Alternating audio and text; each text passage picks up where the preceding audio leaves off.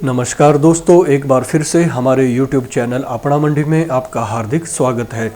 दोस्तों, आज के इस वीडियो में हम लोग बात करने वाले हैं विवाह पंजीकरण सर्टिफिकेट के बारे में। वैसे तो विवाह पंजीकरण करना दोस्तों अनिवार्य नहीं है, लेकिन बेहद ज़रूरी है। अगर आपको किसी केस में यह साबित करना हो कि आप शादीशुदा हैं तो आप कैसे करेंगे, तो इसके लिए आपको विवाह पंजीकरण प्रमाण पत्र होना काफ़ी ज़रूरी है। अगर विवाह के बाद किसी लड़की को अपना एड्रेस चेंज करवाना हो किसी भी डॉक्यूमेंट में, तो वहाँ पर भी विवाह पंजीकरण प्रमाण पत्र का इस्तेमाल किया जा सकता है। स्थानीय निकायों में भी दोस्तों विवाह पंजीकरण करवाने के बाद ही परिवार नकल में नए मेंबर का नाम जोड़ा जा सकता है और पुराने मेंबर का नाम काटा जा सकता है। स्थानीय निकायों का मतलब है कि अगर आप गांव में रहते हैं तो पंचायत स्तर पर, और अगर शहरों में रहते हैं तो नगर परिषद या नगर निगम के पास आप अपना विवाह का पंजीकरण करवा सकते हैं। इसके लिए दोस्तों अब आपको कहीं जाने की ज़रूरत नहीं है, आप घर बैठे ही ऑनलाइन तरीके से विवाह पंजीकरण करवा सकते हैं। आइए देखते हैं दोस्तों आप हिमाचल में किस तरह से अपने विवाह का पंजीकरण करवा सकते हैं। इसके लिए दोस्तों हम लोग आ जाएंगे अपने कंप्यूटर के ब्राउज़र में और वहां पर टाइप करेंगे edistrict.hp.gov.in। साइट के खुलते ही हम इसके होम पेज के ऊपर आएंगे। दोस्तों होम पेज पर आप देख सकते हैं सिटीजन लॉगिन, यहाँ पर हमें लॉगिन करना है। लॉगिन करने के दो तरीके हैं, यूज़र नेम और मोबाइल। अगर अभी तक आपने अपना यूज़र नेम क्रिएट नहीं किया है तो नीचे साइन अप का बटन है, यहाँ पर क्लिक करके आप अपना यूज़र नेम क्रिएट कर सकते हैं और साथ में ही पासवर्ड भी। यूज़र नेम क्रिएट कर लेने के बाद आप अपने मोबाइल के ज़रिए भी यहाँ पर लॉगिन कर सकते हैं। मैंने अपने मोबाइल से लॉगिन कर लिया है दोस्तों, और यहाँ पर आप देख सकते हैं अप्लाई फॉर न्यू सर्विस। इसके ऊपर क्लिक करेंगे दोस्तों तो बहुत सारी सर्विसेज हमारे सामने आ जाती हैं। थोड़ा स्क्रॉल डाउन करेंगे, पंचायती राज डिपार्टमेंट में देख सकते हैं मैरिज रजिस्ट्रेशन एंड सर्टिफिकेट। यहाँ पर हमें न्यू एप्लीकेशन के ऊपर क्लिक कर लेना है दोस्तों। यहाँ पर क्लिक करते ही हमारे सामने एक फॉर्म आ जाता है। इस पूरे फॉर्म में 8 स्टेप्स हैं, ये 8 स्टेप्स हमें पूरे करने हैं और जो भी जानकारी मांगी गई है वो जानकारी हमें यहाँ पर सबमिट करनी है दोस्तों। तो आइए शुरू करते हैं। सबसे पहला स्टेप है प्लेस ऑफ मैरिज डिटेल्स। यहाँ पर हमें शादी की डिटेल्स देनी है दोस्तों। जिस तारीख को हुई थी शादी वो तारीख यहाँ पर डालनी है। साथ में आपको अपना एरिया डालना है कि रूरल है या अर्बन है, स्टेट का नाम डालना है, डिस्ट्रिक्ट का नाम डालना है, ब्लॉक वाले कॉलम में ब्लॉक का नाम डालना है, पंचायत का नाम डालना है और उस पंचायत में आपका गांव का नाम क्या है या मोहाल का नाम क्या है वो आपको यहाँ पर डालना है। अगर हाउस नंबर है तो आप वहाँ पर अपना एड्रेस भी डाल सकते हैं। ये सारी जानकारी डालने के बाद सेव का बटन क्लिक कर लेंगे दोस्तों। डाटा सेव्ड सक्सेसफुली का मैसेज आने के बाद नेक्स्ट का बटन क्लिक कर लेना है। अब हम लोग आ चुके हैं अपने दूसरे स्टेप में दोस्तों। यहाँ पर हमें ब्राइड ग्रूम की डिटेल्स डालनी है, दूल्हे की डिटेल्स डालनी है। टाइटल में मिस्टर डाल देंगे, नीचे नाम डाल देना है दोस्तों, first name last name. Marital status में मैरिड कर देंगे दोस्तों। डेट ऑफ बर्थ डाल देनी है, जो भी आपकी डेट ऑफ बर्थ है। एज यहाँ पे ऑटोमेटिकली आ जाएगी। उसके बाद how many wives are alive, इसे आप खाली रख सकते हैं अगर आपकी पहले शादी नहीं हुई है। बीपीएल हैं तो बीपीएल में यस करेंगे, नहीं है तो नो करेंगे। अगर बीपीएल में है यस करते हैं तो इसमें बीपीएल नंबर भी डालना पड़ेगा। सिटीजनशिप में इंडियन कर देंगे। आधार नंबर यहाँ पर डाल देंगे दोस्तों और साथ में दूल्हे का सिंगल फोटो यहाँ पर हमें अपलोड कर लेना है। फोटो 1 MB का रहेगा।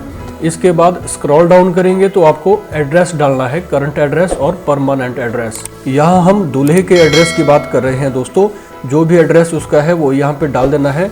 करंट और परमानेंट एड्रेस अगर सेम है तो यहाँ पर नीचे हम यस के चेक बॉक्स को क्लिक कर लेंगे। इसके बाद सेव का बटन क्लिक करना है। डाटा सेव्ड सक्सेसफुली का मैसेज आएगा तो उसके बाद नेक्स्ट का बटन क्लिक करेंगे दोस्तों और आ जाएंगे अपने तीसरे स्टेप पर। यहाँ पर अब हमें दुल्हन की डिटेल्स देनी है दोस्तों। टाइटल में मिस कर देंगे, first name last name, date of birth, marital status में मैरिड कर देंगे या अनमैरिड भी आप कर सकते हैं। दुल्हन की एज डालनी है, सिटीजनशिप में आप इंडियन डाल सकते हैं।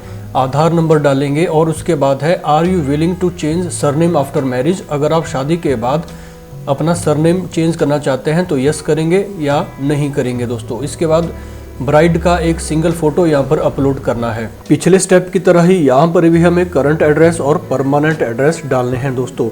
यहाँ पर आप दुल्हन के मायके का एड्रेस डाल सकते हैं, करंट में भी और परमानेंट में भी। इसके बाद सेव और नेक्स्ट का बटन क्लिक करके आ जाएंगे अपने अगले स्टेप के ऊपर दोस्तों।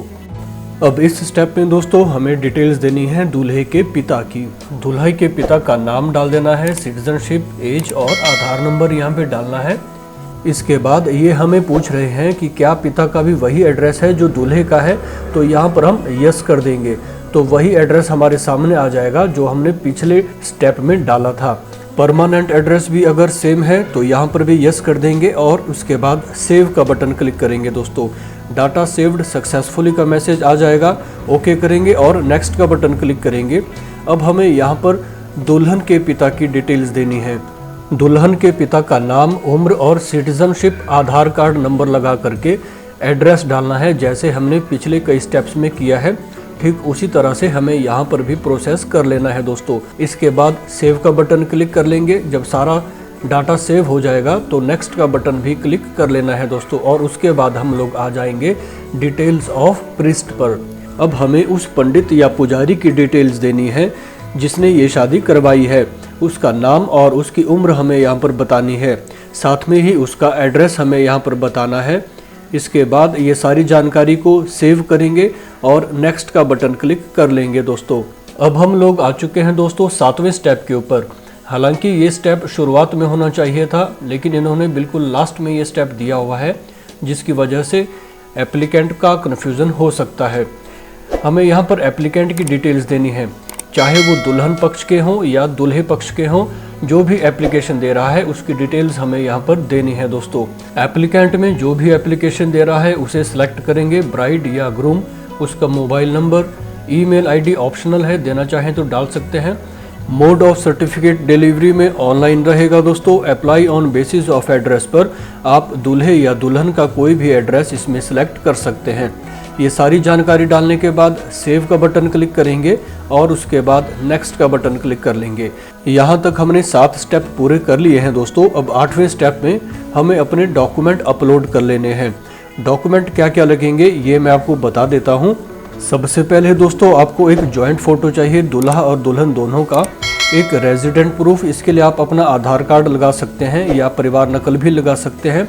एफिडेविट हो एक, ये एफिडेविट आप कोर्ट से हासिल कर सकते हैं जिसमें लिखा होगा कि इन दोनों की शादी हो चुकी है। एज प्रूफ के लिए आप मैट्रिक के सर्टिफिकेट लगा सकते हैं। मैरिज कार्ड, अगर आपके पास मैरिज का कार्ड है तो वो भी लगा सकते हैं। मेमोरेंडम ऑफ मैरिज के लिए आप अपने पंचायत के प्रधान का भी सर्टिफिकेट यहाँ पर लगा सकते हैं। अगर आपने कहीं गुरुद्वारे में या कहीं मंदिर में शादी की हुई है तो वहाँ की अथॉरिटी से भी आप एक सर्टिफिकेट हासिल कर सकते हैं और यहाँ पर अपलोड कर सकते हैं। इस लिस्ट में जो भी मैंडेटरी डॉक्यूमेंट हैं जिस पर लाल स्टार लगा हुआ है वही डॉक्यूमेंट आपको ज़्यादा ज़रूरी है अपलोड करने के लिए। बाकी अगर आपके पास ना भी हो तब भी काम चल पड़ेगा, क्योंकि वो डॉक्यूमेंट ऑप्शनल हैं। और इसके अलावा आपको इस एप्लीकेशन को फाइनल सबमिट करने के बाद भी बार बार चेक करते रहना होगा, क्योंकि जहाँ भी ये एप्लीकेशन जाएगी, जिस भी दफ्तर में जाएगी, वहाँ से अगर कोई डॉक्यूमेंट की कमी है तो वो आपको यहाँ पर इसको रिवर्ट कर देंगे, वापस कर देंगे, तो आप उस डॉक्यूमेंट को यहाँ पर अपलोड कर सकते हैं। ये सारे ही डॉक्यूमेंट अपलोड कर लेने के बाद हमें फ़ीस पेमेंट करनी है। 200 रुपये की फ़ीस लग रही है दोस्तों। ये फ़ीस पेमेंट होने के बाद ही हमारी एप्लीकेशन फाइनल सबमिट हो जाएगी। फ़ीस की यह पेमेंट आप QR कोड, नेट बैंकिंग या फिर ATM नंबर के ज़रिए कर सकते हैं। जब यह पेमेंट हो जाएगी तो उसके बाद आप अपनी एप्लीकेशन को माई सबमिटेड एप्लीकेशंस में देख सकते हैं। तो ये थी सारी जानकारी दोस्तों कि आप किस तरीके से घर बैठे ही अपनी शादी को रजिस्टर करवा सकते हैं और मैरिज सर्टिफिकेट हासिल कर सकते हैं।